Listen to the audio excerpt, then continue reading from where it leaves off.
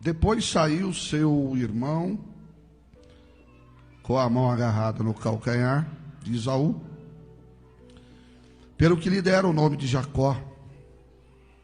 Tinha Isaque 60 anos de idade, quando Rebeca os deu à luz. Os meninos cresceram. Esaú tornou-se caçador habilidoso e vivia percorrendo os campos, ao passo que Jacó cuidava do rebanho e vivia nas tendas. Isaque preferia Esaú, porque gostava de comer de suas caças. Rebeca preferia Jacó. Certa vez, quando preparavam um ensopado, Esaú chegou faminto, voltando do campo, e pediu-lhe: dê-me um pouco desse ensopado vermelho aí, estou faminto. Por isso também foi chamado Edom. E respondeu-lhe Jacó: venda-me primeiro o seu direito de filho mais velho. E disse Esaú: estou quase morrendo, de que me vale esse direito? Jacó, porém, insistiu: jure primeiro. E ele fez um juramento, vendendo o seu direito de filho mais velho a Jacó. Então Jacó serviu a Esaú pão com ensopado de lentilhas. Ele comeu e bebeu, levantou-se e se foi. Assim Esaú desprezou o seu direito de filho mais velho. Pode assentar. O verso de número 26 é o tema central aqui dessa palavra. Depois saiu seu irmão com a sua mão agarrada ao calcanhar de Esaú, pelo que lhe deram o nome de Jacó. Falar de Jacó hoje, às vezes, parece chover molhado, não é verdade? Todos nós temos um pré-conhecimento de Jacó. A Bíblia vai relatar que Jacó, ele tinha a facilidade de manipular as pessoas. Manipulava todo mundo, menos Deus. Quando Isaque orou ao Senhor, pedindo um filho, como está registrado em Gênesis, capítulo 25, verso 21. A Bíblia diz que ele recebeu o dobro do que ele pedira. Deus deu 2 filhos no ventre de sua esposa, por nome de Rebeca, que a gente conhece por Esaú e conhecemos por Jacó. Só que ambos, os dois, eram criadores de encrenca. Os dois não eram bonzinhos, nenhum dos dois era melhor do que o outro. O texto vai explicar isso para a gente. Jacó, de pequeno, já começa a ser o agarrador de calcanhar. Ainda pequeno, não sabia nem dividir as letras, nem mensurar o que é direita e esquerda, o que é certo e o que é errado. E ele já nasce segurando no calcanhar do seu irmão. Então a gente percebe que prematuramente ele já vai demonstrar um caráter desestruturado. A gente olha isso na Bíblia e vê que ele demonstra um caráter de astúcia. Era astuto já desde pequeno. Você pode dizer, mas ele era criança. Mas o pecado, ele já dizia Davi: em pecado me concebeu minha mãe. Então não existe aquilo que a gente fala da inocência. Às vezes nós queremos até ajudar, né? É inocente, é criança, é um anjinho, mas já nasce em pecado. Queramos ou não admitir, já é um pecador. Porque quando o Adão peca, a Bíblia diz que toda a raça humana peca. E aí tem a necessidade do segundo Adão, que é Cristo, para restaurar a raça e trazer novamente justiça, santidade, justificação, redenção. Precisou do segundo homem, do segundo Adão. Pelo primeiro Adão entra o pecado, pelo segundo Adão, que é Cristo, vem a restauração. A gente olha para a Bíblia Sagrada e a Bíblia vai falar que Esaú era ruivo. Tem uma versão que fala que ele era ruivão. Ele ia ser bonito, que é uma beleza, né? Ruivão. Esse negócio de ruivão, futuramente as suas gerações pegou o nome de Edom, Edomita, que significa vermelho. Então já era uma geração, ou já tinha no seu DNA alguma coisa que diferenciava ele também da sua aparência. E ele, a Bíblia vai dizer que ele era ruivão. Aliás, a Bíblia diz que Davi também era ruivo, né? Davi era de pequena estatura e era ruivo. E por causa de ser ruivo, eles sofriam discriminações. Hoje a pessoa sofre discriminação por causa da sua classe social. Hoje as pessoas sofrem discriminação por causa da cor da sua pele, por causa da sua etnia. O grau de status financeiro que ele é, as pessoas sofrem discriminação. A gente está vivendo no Brasil hoje muito polarizado. E dependendo de alguns lugares que nós falamos que somos pastores, as pessoas também já nos intitulam como pessoas, no conceito deles, que está defendendo alguma situação, algum plano, algum projeto. Então nós estamos vivendo isso, a gente vive isso hoje. Nós estamos discriminados pela cor, pela roupa, pelo dinheiro, pelo lugar que mora. Se mora numa periferia, é tido como uma pessoa pobre, sem perspectiva de futuro. Se mora nas grandes capitais, nos grandes centros, a pessoa diz, fulano de tal é bem de vida, é rico. Isso é o olhar humano. Veja que o olhar humano, ele nos leva para isso. E a Bíblia então fala que ele era ruivo. E Gênesis 25 e 29, o texto que a gente leu, fala o seguinte. Olha o que diz o texto. Quando Jacó preparava um ensopado, diz o texto que Esaú chegou faminto, voltando do campo. Pediu-lhe, dê-me um pouco desse ensopado vermelho, porque eu estou faminto, por isso também foi chamado Edom. E respondeu-lhe Jacó, vende-me primeiro o seu direito de filho mais velho. Em outras palavras, o Esaú, por causa do ensopado bem temperado, ele vendeu a sua primogenitura. Perdeu o direito de dupla herança. Todo primogênito, ele tinha o direito, na herança, de receber 2 vezes mais do que os demais. Então ele despreza a herança e despreza também a bênção espiritual, porque quem era o primogênito sempre tinha uma bênção do patriarca antes de morrer, e ele dava uma bênção àquela pessoa que lhe dava direito a jus, alguns privilégios, algumas prerrogativas. E a gente olha para Esaú, ele trocou a sua primogenitura, então ele era insensível para as coisas espirituais. Se a gente lê a carta aos Hebreus, capítulo de número 12 e o versículo de número 16, olha o que diz o texto.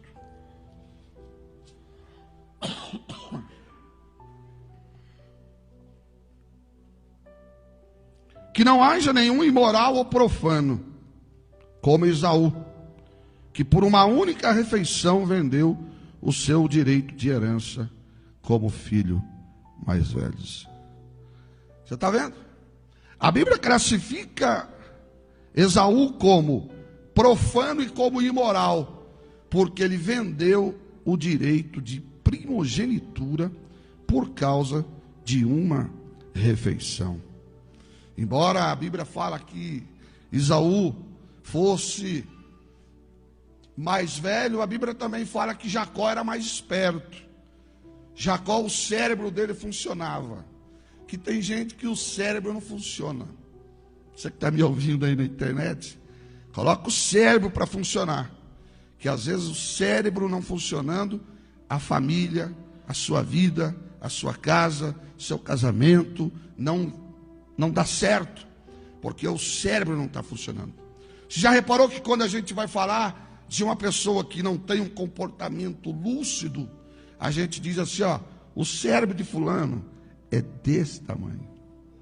E a Bíblia fala que Jacó, ele era mais esperto. E ele com o seu cérebro, com a sua esperteza, ele conseguiu enganar a Esaú. Esaú com toda a sua musculatura, um caçador habilidoso, o homem que tinha condição de ir para a floresta e trazer as melhores caças. Então ele tinha noção do que ele fazia. Diz o texto que ele foi enganado pelo seu irmão. E isso mostra para a gente que a troca, muitas das vezes, ela, segundo o texto fala, Jacó não apenas ele fez essa troca, mas ele só não conseguiu fazer a troca, assim também como ele conseguiu roubar a bênção espiritual do seu irmão. E aí a gente vai vendo a Bíblia, vai descrevendo como que essa família é desestruturada. A gente olha o texto, a gente ora e a gente vê as promessas que Deus fez para Abraão, para Isaac, para Jacó. Deus fez a sua parte. Deus fez a sua promessa. Às vezes a gente observa muitos irmãos, muitos crentes, muitos cristãos que esfriam na fé, param na fé, porque ele presume no seu intuito, na sua mente, que Deus não lhe ouviu, ou que Deus não fez nada a ele. Gente, a primeira coisa que a gente tem que colocar no coração e assentar no coração é que Deus, acima de tudo, Ele já fez a sua parte. A Bíblia diz que Ele nos chamou primeiro, nos nomeou. O Evangelho de João fala isso. Eu vos escolhi para que vades e que deis fruto, e que o vosso fruto permaneça. Diz, eu vos escolhi e eu vos nomeei. Então Deus já fez a parte dele. Deus já me escolheu, Deus já escolheu você, e Deus já nos nomeou. Ele já deu nome para a gente, Ele já deu condições para a gente. Ele já nos deu a graça de sermos chamados filhos de Deus. Deus cumpre a sua promessa, mas nós nem sempre cumprimos com as nossas alianças e com as nossas promessas. É muito mais fácil a gente transferir a culpa para Deus do que assumir os nossos erros. Dá uma olhada na sua volta. Dá uma olhada nas pessoas que você conversa. Dê uma olhada nas pessoas que, quando você vai falar alguma coisa a ela é cheia de desculpas, de evasivas. Mas a gente sabe que Deus continua sendo o mesmo. A palavra dele é a mesma. Ele não muda. E a promessa dele não cai por terra. A Bíblia diz que Deus não é homem para que minta, e nem filho do homem para que se arrependa.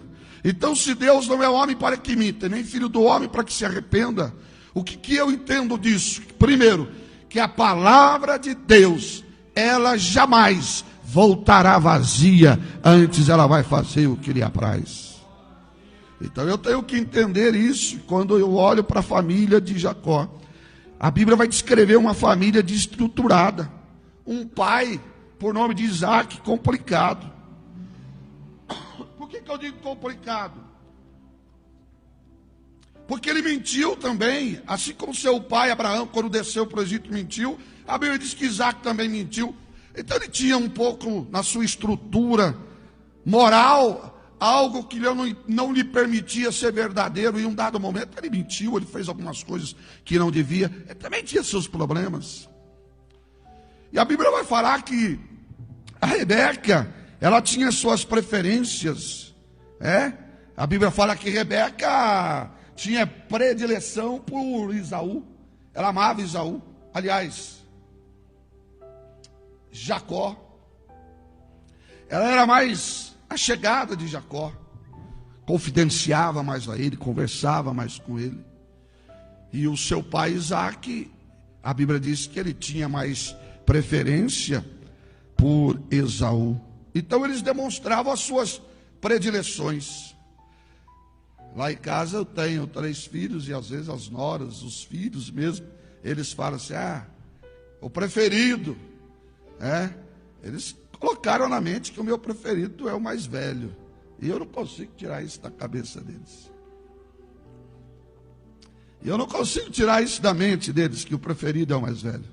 Assim como eu não consigo tirar da mente de todas que o Miguelzinho é o José da irmã Márcia. As predileções, elas aparecem. Você tem quantos irmãos? Quantos? Você tem esse sentimento que tem alguém que a sua mãe tem mais predileção? Lá na sua casa, Glaucione, quem que é o xodózinho? Lá na sua casa, Afonso, quem é o xodózinho? Eu tenho notícia, por exemplo, que Vanusa, o xodó dela, diz que é a Aninha. Pode mexer com todo mundo, mas não mexe com a Aninha. Que ela sai do salto. Todo mundo tem as suas predileções. E Isaac e Rebeca, para ninguém ficar enciumado de ninguém, é um para cada um. Eu fico com Jacó e você fica com Esaú. Então é uma família que tem um pouco de uma situação emocional desestruturada. A Bíblia fala em Gênesis capítulo 27, versículo 5. Ora, Rebeca estava ouvindo o que Isaac dizia a seu filho, Esaú. Quando Esaú saiu ao campo para caçar, Rebeca disse a seu filho Jacó: ouvi seu pai dizer a seu irmão Esaú: traga-me alguma caça, prepare-me aquela comida saborosa, para que eu coma e o abençoe na presença do Senhor, antes de morrer. Enquanto Esaú, a Bíblia diz que ele estava fora, procurando a caça, Jacó ficou na tenda, à espreita do irmão, e ele ludibriou o pai. A Bíblia fala isso, que o pai já estava enfraquecido pela idade, todos os seus sentidos. A Bíblia diz em 27, 23 de Gênesis, olha só o que diz o texto: não reconheceu, pois seus braços estavam peludos como o de Esaú, seu irmão, e o abençoou. Por que ele não reconheceu? A Bíblia vai mostrar para a gente que Jacó enganou a visão de Isaac. Então Isaac já não estava enxergando mais. As pupilas gustativas, aquilo que a gente chama de paladar, também já estavam com dificuldades. Capítulo 27, verso 14. Então ele foi, apanhou, trouxe a sua mãe, que preparou uma comida saborosa, como seu pai apreciava. Rebeca pegou as melhores roupas de Esaú e disse a ele: coloque. Só que o verso 13 diz assim, a sua mãe fala para ele: caia sobre mim a maldição, meu filho. Faça apenas o que eu digo, vá e traz para mim. Jacó procurou ali mesmo, perto, uma caça, e a mãe, ela fez de tudo no tempero para enganar o seu esposo Isaac. E ela engana na visão, e ela engana no paladar. Às vezes acontece disso, né? Outro dia eu fui em Sorocaba fazer visita na casa de um irmão, e eu não como tatu. Eu sei que a Cristiane come tatu, eu acho que já comeu. Quem mais come tatu aqui, olha lá? Afonso, aqui, tem gente. Ai, que gente, que bastante gente come tatu. Miriam, você come tatu também, Miriam? Eu fui em Sorocaba. E o irmão fez um tatu ensopado. E ele sabe que o pastor já gosta de um café, gosta de comer e tal. Aí fez lá, colocou, eu comi o tatu. Ele deixou eu comer. Aí depois que eu comi, ele disse: pastor, o senhor sabe que o senhor comeu? Eu disse: não sei, rapaz, eu comi, não sei o que é não. O senhor acabou de comer um tatu. Gente do céu. Ele me enganou. Assim como ele me enganou comendo tatu pensando que era outra carne, imagine a mulher de Isaac, Rebeca, fazendo a comida para o seu filho, para ele usurpar a bênção do seu pai, porque ela já tinha ouvido que ele iria abençoar naquele dia. E aí a gente vê que ele já não enxerga, ele já não tem paladar, e como ele não tem paladar, o tato dele também já estava bem complicado. Capítulo 27, versículo 21 ao 23, olha o que diz o texto. Então Isaac disse a Jacó: chegue mais perto, meu filho, para que eu possa palpá-lo, saber se você é realmente meu filho Esaú. Quer dizer, ele não tinha certeza que era Esaú. Jacó aproximou-se do seu pai Isaac, que apalpou e disse: a voz é de Isaac, mas os braços são de Esaú. Não o reconheceu, pois os seus braços estavam peludos, como o de Esaú, seu irmão, e o abençoou. Quando a gente vê como as pessoas se aproveitam da fragilidade dos outros. Você já viu que tem gente que gosta de fazer negócio quando vê que o outro está quebrado, falido, que às vezes está desempregado, está devendo aluguel, o carro está atrasado, 4, 5 parcelas, está numa luta terrível. Aí alguém sabe que ele está com essa dificuldade, ele diz: olha, eu vou te ajudar, eu vou te ajudar, o terreno está atrasado, 4, 5 parcelas. Aí chega alguém dizendo também: ó, eu quero te ajudar. Que ajuda é essa? Ajuda é você chegar e dizer: ó, está aqui, eu vou te emprestar um dinheiro, paga, quando puder me devolve. Você está aí com o seu aluguel atrasado, vou te dar o dinheiro, paga, quando Deus abençoar, você me paga do jeito que você quiser. E quando a pessoa quer abençoar mesmo, ele fala: ó, está aqui, Deus mandou te dar, paga e não me fale em me pagar, que eu não quero, foi Deus que mandou. E isso é abençoar. Agora, abençoar quando o camarada está com o pé na cova, abençoar quando a pessoa está na dificuldade, o outro vem, ó, empurra, isso é deslealdade. E por falar em lealdade, quantas pessoas perderam o conceito do que é ser leal? Quando você lê a história de Ruth, quando você lê a história de Orfa, quando você vê a Noemi viúva, a Orfa podia muito bem ir embora, ou já tinha perdido o marido, mas a mãe, a sogra disse: pode ir para o seu povo, pode voltar, eu não tenho mais filho para te dar. A Bíblia diz que ela, eu até acredito que ela estava só esperando a sogra falar: pode ir embora, estava só esperando liberar. A gente costuma dizer, né, na nossa linguagem popular, a fome com a vontade de comer. Ela só estava esperando isso. Quando Noemi disse para ela que voltasse e fosse para sua terra, ela disse que abraçou, chorou, mas foi embora. Deixa eu falar uma coisa para vocês: abraço e choro nem sempre é a verdade. Abraço e choro nem sempre é o reflexo da lealdade de alguém. Agora, ela disse a mesma coisa para a órfã. E ela disse a órfã: ó, pode ir embora, eu não tenho mais filho. A mesma coisa que ela disse para a órfã, está dizendo para Ruth: pode ir embora, eu não tenho mais filhos a lhe dar.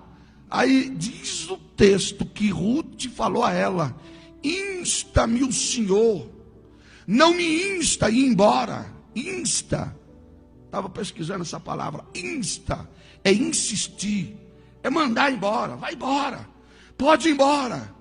A palavra é isso, é despedir com força. Então Noemi falava, vai embora, pode ir embora.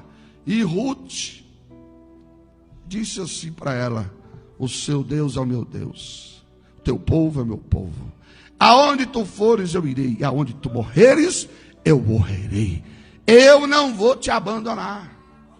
Às vezes eu fico olhando na igreja, crentes aqui que são remanescentes da igreja, desde o começo da igreja. Aqui já passou tanta gente, já se passaram tantos oportunistas aqui, que foram abençoados, pessoas que foram consagrados, pessoas que foram formados na igreja, pessoas que cresceram aqui, que tudo conseguiu aqui, e num dado momento ele abraça, ele chora, mas ele vai embora, e ele deixa a igreja onde ele cresceu, onde ele aceitou Jesus. Essa semana eu ouvi um depoimento de alguém dizendo, olha, o pastor Joel disse isso, mas ele pode ficar tranquilo, porque eu sou leal, eu aceitei Jesus aqui, eu sei do jeito que eu cheguei, eu sei da forma que eu entrei na igreja, e eu sei o que Deus fez para mim. Quem é leal, ele não vai e não abandona, porque ele sabe o que ele faz, ele sabe o que ele quer, e ele sabe aonde ele quer chegar. E voltando no texto, enquanto Esaú estava fora, a Bíblia diz, à espreita da caça, Jacó enganou o seu pai junto com a sua mãe, enganou a audição dele, enganou o olfato dele. E a Bíblia diz que um dia, mais para frente, lá em Gênesis capítulo 37, tudo que se planta, colhe. Tudo que se faz, colhe. Tem até um conceito errado de algumas pessoas, que eles falem que o inferno é aqui mesmo, que tudo que faz, aqui se paga. Não, irmãos, não é bem assim. Aqui é uma lavoura, aqui é uma terra. Nós somos como se fosse, olhando do ponto de vista tipológico, a gente tem a semente na mão. Dependendo da semente que lança, é a semente que vai nascer. Não é verdade? E ele lançou a semente do engano. E ele fez algo que no futuro ele iria, infelizmente, prestar conta. E isso é bíblico, a lei da semeadura. Tudo que você semear, vai colher. A Bíblia é clara em dizer isso. E aí o capítulo 37 de Gênesis, no verso 31, diz o seguinte: então eles mataram um bode, mergulharam no sangue a túnica de José, e a mandaram ao pai com este recado: achamos isto, veja-se a túnica de seu filho. Ele a reconheceu e disse: é a túnica de meu filho. Um animal selvagem o devorou, e José foi despedaçado. Então Jacó rasgou suas vestes, vestiu-se de pano de saco, e chorou muitos dias por seu filho. Mas ele recusou ser consolado, dizendo: não, chorando descerei à sepultura para junto de meu filho. E continuou a chorar por ele. Nesse meio tempo, no Egito, os midianitas venderam a José, a Potifar, oficial do faraó, o capitão da guarda. Ele enganou, Jacó enganou seu pai lá atrás, com o quê? Com um cordeiro. E agora ele é enganado com o quê? Com um cordeiro. Com derramamento de sangue. Mancham a túnica de José com o sangue do cordeiro. Deus é tão fiel que a pessoa paga, e ele paga com a mesma moeda. Você não planta uma coisa e vai colher outra. Quem planta amor recebe amor. Quem planta fé colhe milagre. Quem planta amor vai recolher de Deus cuidado de Deus, proteção de Deus, amor de Deus. Mas quem colhe mentira, quem colhe engano, vai colher o quê? Vai colher mentira e vai colher engano. Por isso, tome cuidado, veja a semente que está sendo plantada, veja o que se fala, veja o que se faz, porque às vezes a pessoa é desleal com os próprios companheiros, com alguém da família, assim como Esaú foi. Quem diria que Esaú iria enganar seu próprio pai? Quem é que diria isso? Então, quando a gente olha para a Bíblia Sagrada, a gente vê Jacó sendo ludibriado. A Bíblia fala que ele foi enganado com o sangue do cordeiro, da mesma maneira que ele enganou seu pai. Quando Esaú descobriu que havia sido vítima de um engano, a Bíblia diz que ele começou a enganar, a perseguir seu irmão. E diz o texto bíblico que ele perseguiu seu irmão mais de 600 quilômetros. Gente, naquela época 600 quilômetros era muita coisa. Primeiro porque não tinha carro, não tinha ônibus, tinha que ir a cavalo ou de jumenta. E jumenta, você sabe que jumenta de vez em quando empaca. É só ler a Bíblia, a gente vai ver. Um dia a jumenta de Balaão empacou. É bem verdade que à frente dela tinha um anjo e ela não queria ser morta, ela não andava. Mas a gente sabe que a natureza da jumenta é empacar. A natureza da jumenta é ser teimosa, não é assim? Mas a Bíblia diz que ele descobriu, e quando ele descobriu, ele fica no intuito de matar seu irmão, e ele começa a perseguir ele, e ele vai de um lugar para um outro lugar, e ele anda 600 quilômetros, e diz o texto que Jacó tem que ir embora, e ele nunca mais voltaria a ver sua mãe, e ele fica longos 20 anos longe da sua mãe, que era a sua protetora. O que eu aprendo com isso? O que nós aprendemos com isso? Que muitas das vezes nós ficamos debaixo do guarda-chuva de papai e de mamãe. E às vezes Deus gera uma situação, tira de perto do pai, tira de perto da mãe, para dar independência, para a pessoa aprender agora a resolver os seus problemas e seus dilemas, vai para longe. Acha uma pessoa mais enganador do que ele, porque Labão era mais enganador. A Bíblia diz que ele foi enganado por seu sogro. Trabalhou 7 anos por Raquel, e quando ele foi ver quem era, não era Raquel. A Bíblia diz que dentro da tenda escura, quando ele tira o véu, ele vê que não é Raquel, é Lia. Ele diz: trabalhei por Raquel, e é isso que eu recebo. É isso que recebe quem engana. É isso que recebe quem é pervertido. É isso que recebe quem não é leal, quem não honra pai e não honra mãe. Agora ele está casando com uma mulher que não é aquilo que ele quer. Eu até disse ontem, eu preguei ontem em Tatuí, preguei sobre uma passagem quando a Bíblia diz que Sara manda Agar ir embora com seu menino, e numa das falas eu dizia que Jacó trabalhou por Raquel, mas Deus deu Lia. Às vezes a gente está correndo atrás da Raquel, mas às vezes nós precisamos da Lia. Deus coloca a Lia para mostrar que nós, às vezes, com as nossas imperfeições, não merecemos a Raquel. Tem hora que você não recebe, não é porque Deus não quer dar. Tem hora que você não recebe, é porque você ainda não está preparado o coração. Deus ainda não purificou o coração. Por que Deus mandou o povo para o deserto? Porque a Bíblia diz que Deus queria saber o que estava no coração do povo. Então tem muita coisa que a gente não recebe. Não é porque Deus não quer dar, não. É porque nós estamos sendo provados pelo Senhor. E para me concluir nesta noite, meus irmãos, a palavra de Deus. Enquanto ele esteve longe de casa como um fugitivo, a Bíblia diz que Jacó teve um encontro com Deus.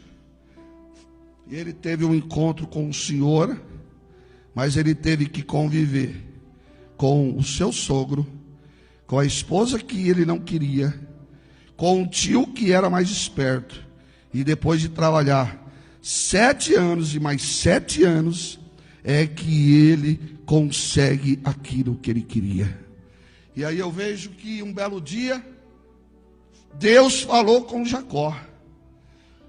Deus tinha feito uma promessa para ele, lá na cidade de Luz, que ele transformou o nome da cidade por nome de Betel. Porque uma coisa que a gente entende, é que Deus muda o nome das pessoas. Assim como Deus mudou o nome de Abrão para Abraão, assim como Deus mudou o nome de Sarai para Sara, assim como Deus mudou o nome de Jacó para Israel. A Bíblia, num belo dia, já estava dando um prenúncio de uma tipologia do que Deus faria no futuro com ele. Quando ele está ali, vendo anjos que sobe e desce, a Bíblia diz que ia e subia, ia e descia na escadaria angelical e dava topo aos céus. A Bíblia diz que quando ele acordou inspirado, ele acordou cheio de Deus, ele acordou de revelação, ele acordou debaixo da presença do Senhor. E aí diz que o lugar chamava Luz, e ele mudou o nome de Luz para Betel, que significa casa de pão. E ali ele fez um propósito, ali ele fez uma aliança. Quantos de nós, quando vem para Jesus, a primeira coisa que Jesus faz é mudar o nosso jeito, é mudar a nossa roupagem, é mudar a nossa língua, é mudar o nosso jeito. A gente, quando vem para Jesus, vem cheio de defeito, cheio de coisas, cheio de vício, cheio de situações. Aí a gente aceita Cristo. A Bíblia diz, e Paulo escreve isso, que a velha criatura, tudo que é velho fica para trás, e hoje tudo se fez novo. Aí Deus vem e coloca novidade, coloca um novo nome, coloca uma nova natureza, nos santifica, nos justifica, nos regenera, nos dá graça, batiza com o Espírito Santo, derrama da sua graça, derrama do seu poder, vai mudando a nossa estrutura espiritual, e nós começamos a enxergar as coisas de uma outra forma. Deus vem e muda tudo, Deus vem e muda o nosso nome, Deus vem e muda a nossa história. Deus é especialista em mudar nome, Deus é especialista em mudar a nossa história. E o negócio deve ser muito difícil. Eu fico lendo a Bíblia, tem hora eu fico viajando na Bíblia. Gente, você imagina a vida inteira a sua mulher te chamar de Abrão? Já parou para pensar isso? A vida inteira se chama a sua mulher de Sarai?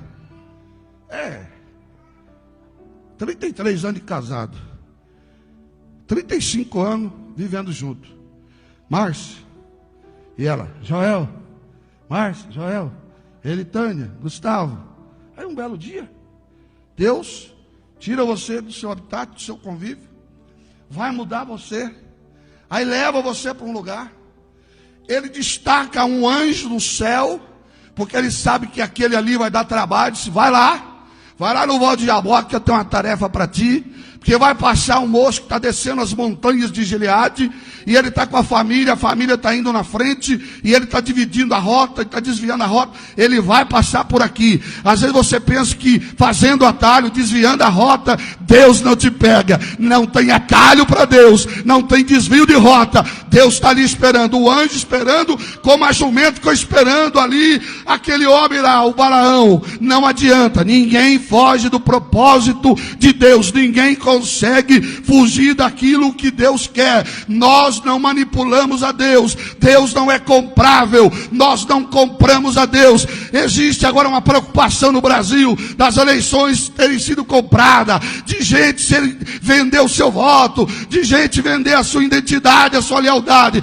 Agora pode até acontecer no meio terreno, mas Deus não é manipulável, Deus não manipula. Deus sabe o teu coração, Deus conhece a tua história, Deus sabe como é que você está aqui nesta noite.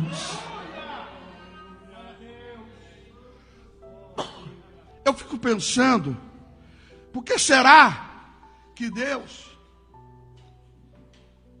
pastor Fernando, deu a Jacó a graça dele mudar o nome daquela cidade de Luz para Betel? Eu fico pensando nisso. Deus já estava treinando ele, porque ia passar os anos, e um belo dia ele não ia chamar mais Jacó, Jacob. Deus ia chamar ele de Israel, campeão. Aquilo que era enganador, Deus está dizendo, você não vai ser mais enganador, não vai ser mais trapaceiro, você não vai precisar fugir mais de ninguém, você não vai precisar correr, você não vai precisar ir de cidade em cidade, você não vai ficar trabalhando como escravo para ninguém. A partir de agora, você vai ser Israel, você vai ser diferente, você vai ser vencedor, campeão. Eu vou te dar uma família, eu vou te dar propriedade, eu vou te dar nome, eu vou honrar teu nome. E foi exatamente isso que aconteceu. Através de Israel, veio as 12 tribos de Israel. Através dele veio os 12 patriarcas. Através dele mudou a história do mundo daquela época. Porque aonde Israel passava era respeitado. As pessoas respeitavam porque dizia: o Deus de Israel, o Deus deles, só de ouvir falar desmaia ou desmaiava o meu coração. Quando alguém ouvia falar do Deus de Israel, é como se Deus estivesse dizendo assim: sou eu que estou honrando, sou eu que estou te abençoando, sou eu que estou multiplicando a tua descendência. E Deus me fala nesta noite: não se preocupe, porque sou eu que vou honrar, sou eu que vou multiplicar, sou eu que vou abençoar, sou eu que vou abrir porta. Você crê nesta palavra? Levante a mão e diga glórias a Deus.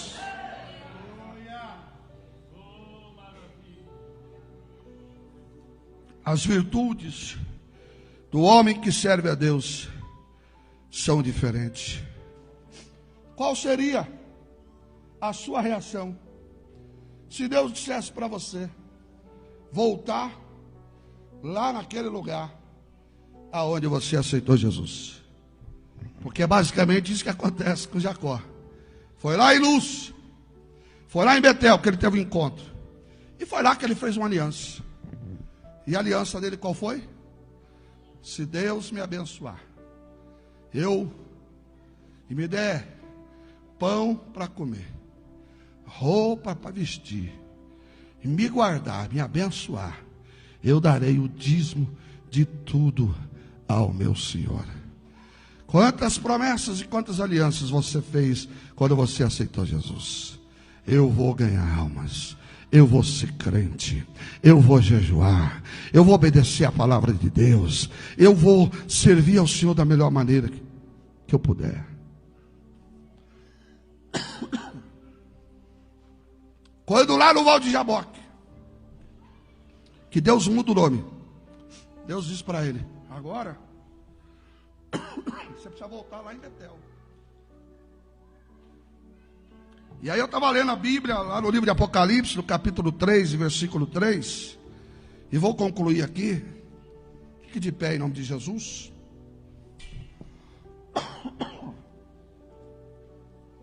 Olha o que diz o texto.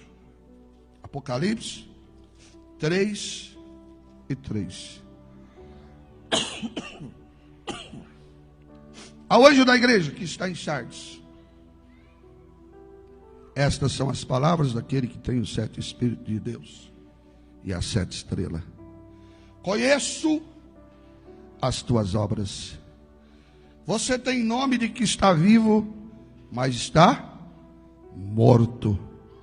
Aí o verso 3: esteja atento, fortaleça o que resta e o que estava para morrer, pois eu não achei as suas obras perfeitas aos olhos do meu Deus. Aí o verso 3: lembre-se, portanto, do que você recebeu e ouviu, obedeça e arrependa-se. Se você não estiver atento, em outras palavras, se você não se arrepender, virei como ladrão, você não saberá que hora virei contra ti. Olha o que Deus está falando à igreja de Sardes. É como se Deus estivesse dizendo: volte para Belém, volte para Betel, volte para Cristo, volte para a escada, para a visão da escada, volte para as experiências, volte para o jejum, volte para a verdade, volte para as madrugadas, volte para a leitura bíblica, volte para a tolerância com os mais fracos na fé, volte para a misericórdia, volte para a graça, volte para você ser fiel, volte para você continuar firme, volte para você ser constante, volte a ser crente, volte a ser pentecostal, volte a falar língua estranha, volte a receber minha presença, volte a chorar pelas madrugadas, volte a clamar pelo meu nome. nome, volte, arrependa-se, porque senão virei a ti como ladrão. O ladrão não avisa. Jesus vai voltar a hora que ninguém estiver esperando, e tem gente aguardando o arrebatamento, assim como eu, mas ele vem através de um acidente, ele vem através de uma morte, ele vem através de um câncer, ele vem através de uma doença incurável, ele vem através do mal de Alzheimer, ele vem através do Covid. Se não virei a ti como ladrão, ele não avisa a hora que vai vir. Então prepara-se, volta para Betel, volta para a visão, volta para o foco. É isso que Deus está falando.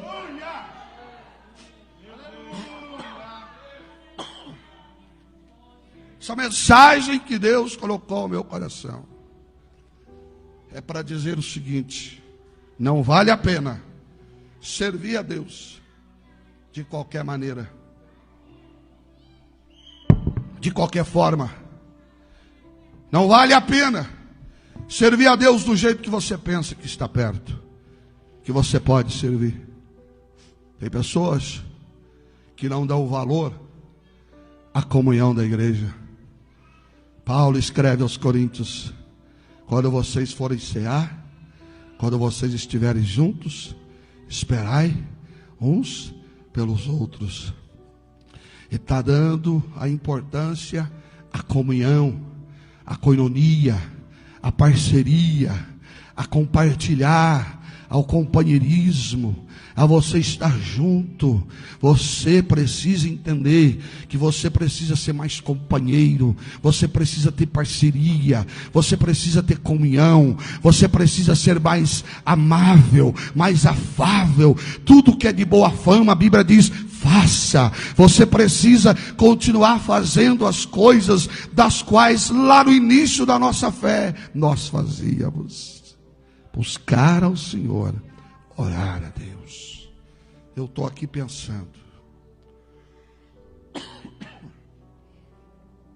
Jesus ainda cura, e Jesus quer curar nesta noite. Jesus ainda batiza, e Jesus quer batizar nesta noite com o Espírito Santo. Jesus quer restaurar quem está caído, desanimado. Ele é o mesmo, ele não mudou. A Bíblia diz que era o mesmo ontem, hoje, será eternamente. Então a palavra dele é a mesma. O Espírito dele está aqui, a graça dele está aqui. A mudança que ele fez na vida daquele homem, a mudança que ele fez na vida de Jacó, é a mudança que ele quer fazer na minha. Feche os teus olhos. Deus não é como Isaac. Isaac não enxergava, já não estava ouvindo, já não tinha mais paladar, já não tinha mais tato, ele não tinha mais nada.